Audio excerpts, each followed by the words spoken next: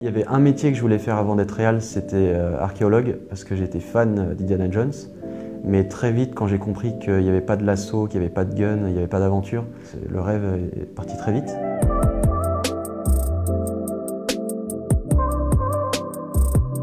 Je m'appelle Ludoc, je suis réalisateur. J'ai commencé en montant un projet qui s'appelait le Studio Bagel. J'ai fait mes armes sur YouTube. J'ai en même temps monté ma boîte, ce qui m'a permis de faire pas mal de clips de télé. Et aujourd'hui, je réalise des séries, notamment pour Amazon dernièrement. Mon parcours, il est un peu bizarre. J'ai commencé chez moi en filmant mes Playmobil et je me suis dit que c'était cool de raconter des histoires.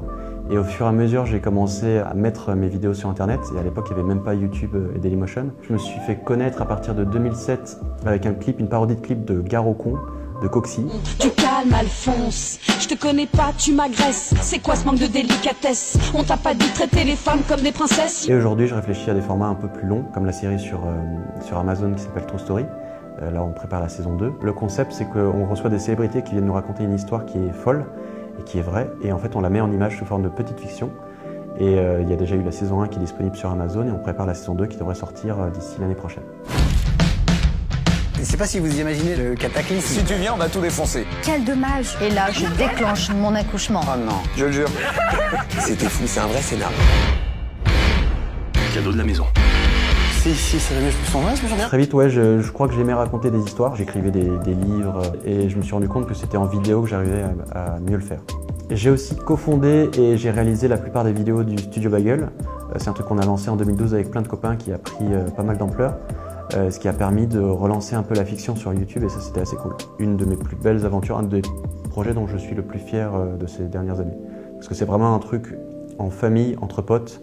Tu te lèves le matin, tu balances une idée que tu as eue dans le week-end à tes potes, ça les fait kiffer, on écrit le lendemain, on tourne le surlendemain, on monte ensuite, on le diffuse le dimanche, et il y a des gens qui regardent et qui kiffent, donc franchement c'était la belle vie.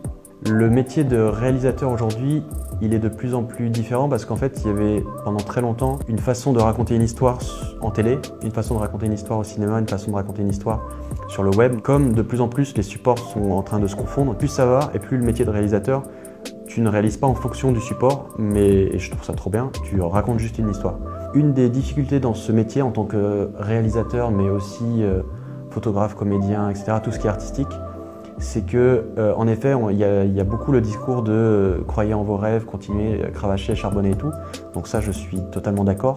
Moi, je sais que j'ai pas eu beaucoup de vie sociale quand j'ai débuté. Je dormais sur le canapé de mes bureaux, je dormais sur le sol devant la station de montage du Studio Bagel, etc.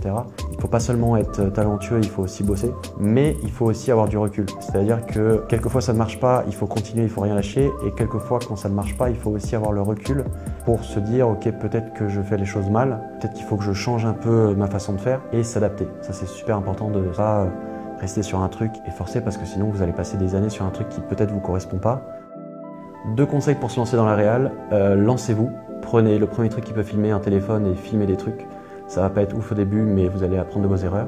Et deuxième conseil, j'ai justement écrit un livre pour ceux qui commencent. J'ai écrit moi le livre que j'aurais aimé avoir quand j'ai débuté, qui s'appelle Le manuel de survie du vidéaste. En plus du livre, j'ai monté une chaîne YouTube qui est complémentaire puisqu'il y a des vidéos qui sont en rapport avec les chapitres. Et évidemment, il y a plus de choses dans le livre parce que sinon ce serait pas drôle. Une série française que je vous conseille, c'est la série Calls, réalisée par Timothée Hochet. C'est une vraie expérience en fait, parce que c'est de l'audio, on n'entend que l'audio et on imagine un peu tout ce qui se passe.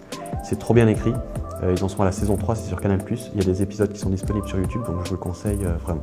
Faites des choses par vous-même, soyez indépendant, apprenez des choses par vous-même, c'est trop bien au début. Après, vous allez commencer à déléguer, etc., comme je fais moi maintenant, mais au début, lancez-vous.